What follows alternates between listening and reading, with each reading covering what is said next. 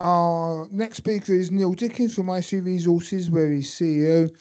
How will AI change your verification future? Neil was the founder of IC Resources. He came to the UK from Canada to study Shakespeare. I've met him for dinner and I've got the full story. Very interesting story as well. But his entrepreneurial nature won out over the theatre, and we're glad to have him. And he's got his new stage. All the world is a stage, of course.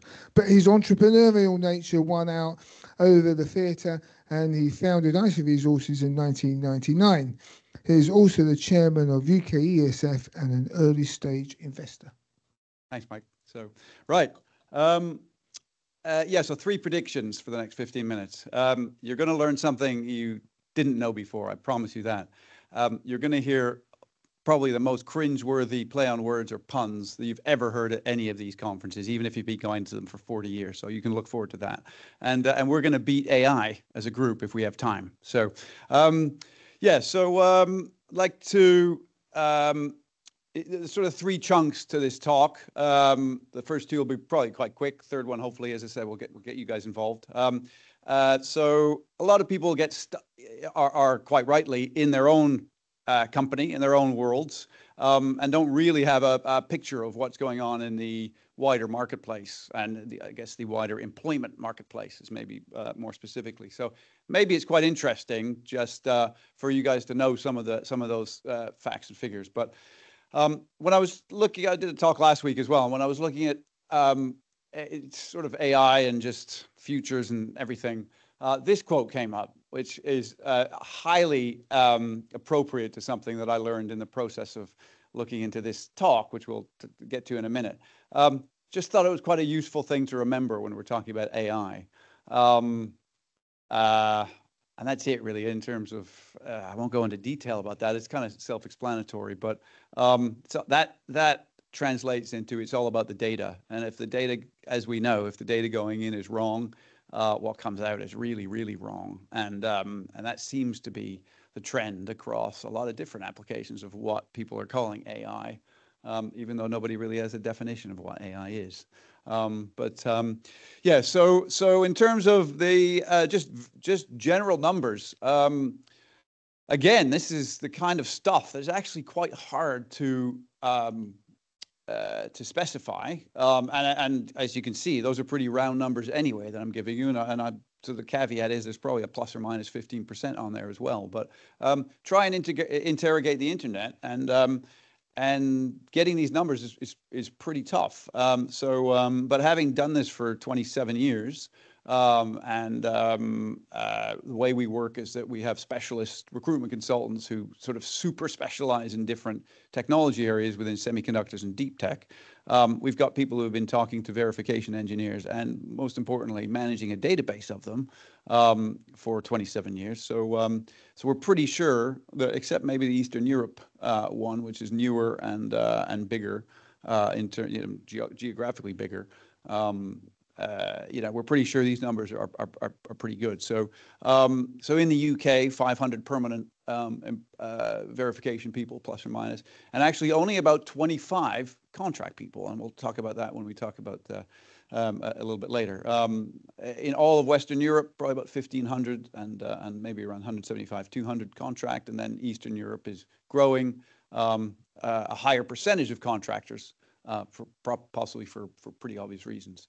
Now, the next part, I thought, we're going to do a quiz, and I'll explain why in a minute. So yeah, can anyone tell me what that is? We got an answer in the back. Thank you, California. Right. So on that theme, can anyone tell me what that is? This is where it gets interesting. So I looked at the map. I thought, okay, let's find a state that somebody will probably be able to recognize. I came up with California. And then when I was looking at the map, I saw this, the map of the U.S. And I saw this, and I was like, I've never seen that before, even though I'm Canadian and I've looked at the American map a lot. So have we got an answer from? No, it's It's Wyoming and Colorado. So I was like, so in the middle of this map are these two identical looking, what is theoretically squares. Now here's prediction number one. So Wyoming, the top one, looks like a square, but it is indeed, in fact, a hexahecta enia onto chi heptagon. 697 sides. I bet you didn't know that. And the reason for that is that the original surveyors would hit the whiskey by 8 a.m. So you start looking into this, and Wyoming's, well, yeah, it's amazing. So it became a territory in 1785, only became a state in 1890. When people first discovered Yellowknife, they didn't believe the stories that came back. So these two guys found these passes through the mountains, went to Yellowknife, came back, told everybody what it was all about, and they didn't believe them. They thought they were making it up because it was so, because it was so far-fetched. But anyway, it turned out Yellowknife did exist, and in 1872 it became the world's first national park, the world's first national park, and also only 3 years before that, Wyoming gave women the vote, the first state to do so, and 50 years ahead of us. So those supposed, very male cowboys out there were giving women the vote 50 years before we did. So, and it happens to be the state of half the geezers in the world, including Stadler and Waldorf. So, and I know it's a geyser, not a geezer. So, anyway, so all that. Actually, let's do the next one. Everyone will get this one. That one is Florida. Thank you. All that, because to introduce the next part of this talk, I thought, I wonder what the state of the market is. So there you go. That is the worst. That is the worst play on words you will ever hear at one of these events. So of course, let's ask ChatGPT, right? ChatGPT. There are hundreds of companies in Europe currently hiring IC verification engineers. Why? Because there are thousands of job ads out there. And so there must be hundreds of jobs. Absolutely not. There are a lot of jobs. There's demand. But that logic is absolutely wrong because it didn't understand the data. It didn't understand that job boards are incentivized to keep jobs on their job boards because they want to attract traffic. It didn't understand that companies don't update their websites. They'll put a job on their website, they won't update it for 3 years. Or they also just they just kind of want people to apply for their jobs, just because it drives traffic, whatever, right? So the data, so the conclusion of ChatGPT was, and it was a statement. It wasn't like maybe. It was a statement. Was absolutely wrong. So the fact is that there are probably 36 companies in Europe, ish, again, plus or minus, big margins, hiring verification engineers. There is high demand. ARM is soaking up a lot of them and paying them a lot. So the rest of you, if you're not ARM, are struggling to compete. And if you think about those contract numbers, interestingly, one of the trends is that some of the simpler stuff, which we'll get onto in a minute, is going to India or Eastern Europe. And so UK contract verification engineers are struggling to find jobs unless they're really specialists. So that's the true picture of the current market, and which then I guess brings us on to really the question of the future.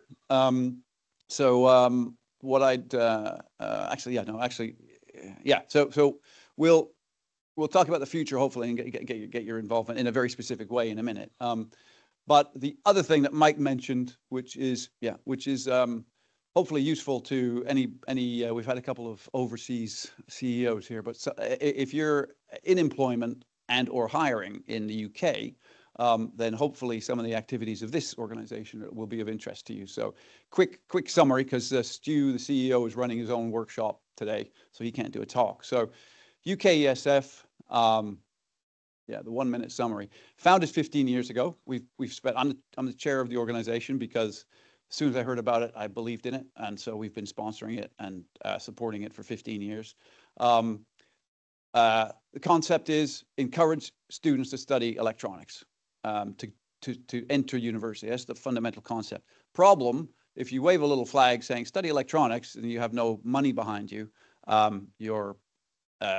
there's an expression which I won't use because it's a little rude, but yeah, you're wasting your time. So, so we created a scholarship scheme, and the scholarship scheme has grown and grown and grown. The scholarship scheme fundamentally is you as an employer put an ad out to us. We have 500 of the top electronics undergrads who are still studying, so usually 1 year before they graduate. 500 of the top, from 30 of the top universities apply. They see your ad, some of them apply to your ad, you then choose them and they come and work for you for a summer or 2 summers or a year in industry. Phenomenally successful program. We charge a little bit to run that program, and so that was the first generation of income. Now, through those 15 years, we now have we have a program called Girls into Electronics. Every year, 500 girls go to one of our partner universities and get a full day tuition and introduction to electronics. Hugely successful. We get music boards we get these music mixers into physics courses. And on the back of 15 years of success, we've just had £5 million of funding from DCIT to roll out a number of different programs. One of the primary ones being a sort of integrated package focused on 5 geographies to get lots and lots of GCSE and A-level students into our university partners to learn about electronics, and then we give them, and then there are bursaries and then encouragement into taking the degree, and then of course we then get involved as part of the scholarship program. So, so if you're an employer, believe me, the scholarship program is phenomenal. These students always deliver more than you think they're going to deliver, and it is a skills pipeline for you. It is a much cheaper way of finding really, really good grads than calling us up and saying, please, can you find us a grad? Because there's a fee associated with that from our point of view. And there's one from UKESF, but it's smaller. So, so any update on UKESF, anything to do with the programs, please talk to me or Stu afterwards. So, all right. So, so what is the future of AI and how it's going to affect jobs? You ask ChatGPT and it says, well, it'll probably affect jobs. If it's managed properly, it will result in positive benefits to society. If managed badly, it might create job losses. I think any of us probably could have told ChatGPT that. So, so very specifically, I'm going to talk to the students in a couple of in Stu's conference in a couple of hours. I thought, let's write a letter to grads and give them our collective advice in terms of what they should be doing as they enter the job market, what they should be thinking about, and what they should be doing. So, so yeah. So I've got 2 minutes, right? So is that right? 5 minutes. Oh, great. Okay. So that's what I'd like you guys to do, because you guys have the collective knowledge and intelligence, and you guys are seeing where the technology is going much more than I am. So, so yeah, and then I will take your inputs and I will write a letter and I'll read it to them in a couple of hours and I'll put it on LinkedIn tomorrow morning. So, so yeah, so what should these students be thinking about? Right, here we go. Let me get my. Oh, you still hear me? Oh, right, go. Learn things that don't change. Yeah, learn things that don't change. Yeah, like maths, learn principles, and then you'll always be able to apply those principles.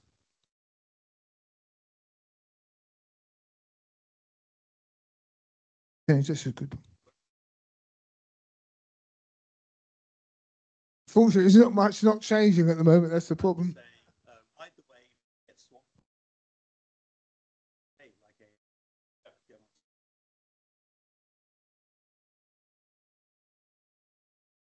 Same question now. What should these students be doing? So, and the answer was ride the wave. I'm going to steal one from Professor Rick Stevens, who's done a couple of really good keynotes on what's coming in AI. His recommendation is that everyone, not just students, but everyone here too, spends 2 or 3 hours a day working with the most advanced AI models they can get hold of, just to learn how to do it.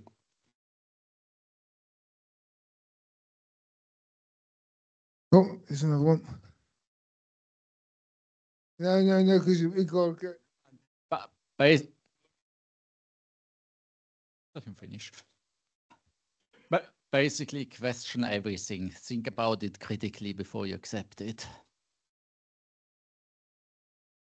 Yeah. I'm working my way towards the back. Yeah, the back one. Okay, sorry.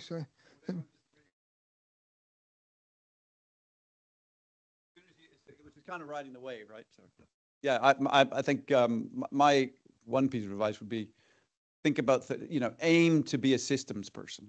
And the other piece of advice is if it's repeatable and boring, you're screwed. So just don't, sort of try and avoid that as much as possible. But yeah, over here. I'd say always be creative and learn to think creatively, because people will always be better at being actually original than machines will.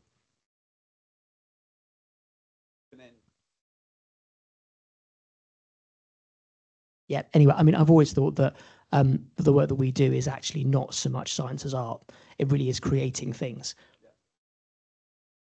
I got one, Neil. So I can remember when calculators came out and everyone said, oh, people will forget how to do maths. But you've got to be able to check roughly that the answer given is correct. So when I was at school, when calculators came out, which ages me a bit, if it was an order of magnitude out, you had to know that.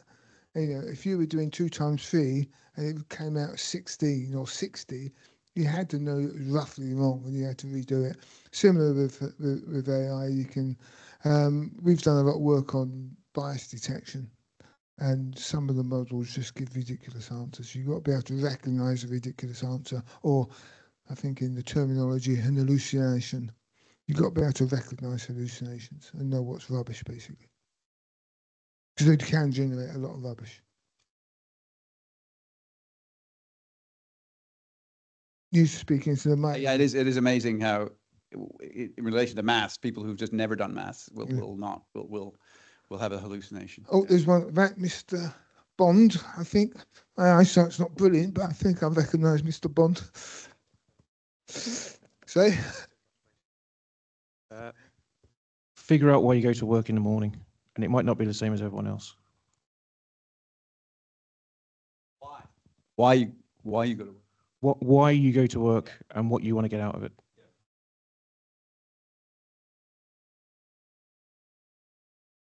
Anyone else? I'll add one as well. I've been doing a lot of work on that. We got one here, Mike. Who's that? Sorry. Yeah, just enjoy what you're doing. Enjoy what you're doing. Well, hopefully you've enjoyed today. And we've got 1 minute left before you can enjoy a cup of coffee as well. One thing I'll add as well is don't focus on the things that can be automated. Focus on the things that can't be automated. So feature extraction these days will soon disappear. But I think you mentioned it as well, Neil, at the system level, really understanding what requirements are, what user wants, being able to work with a user to really understand their requirements, because they're quite often difficult to write down. And even if they try to write them down using AI, the AI is not going to really understand what they want. So that's sort of a bit more of a creative process rather than the... and Surinder's got one. So as the technology is evolving, sometimes we need to unlearn to learn, and it is essential to progress further. Unlearn to learn. That's it. Unlearn to learn. That's a good way to stop. Yeah. We can finish on that bombshell, I think, can't we? It's a great summary. Thank you. Unlearn to learn. There you are. Tell that to universities. Thank you, everybody. Thank you. Grab your coffees. Thank you, Neil. We look forward to your summary, and we'll make sure it gets to everybody. Thank you.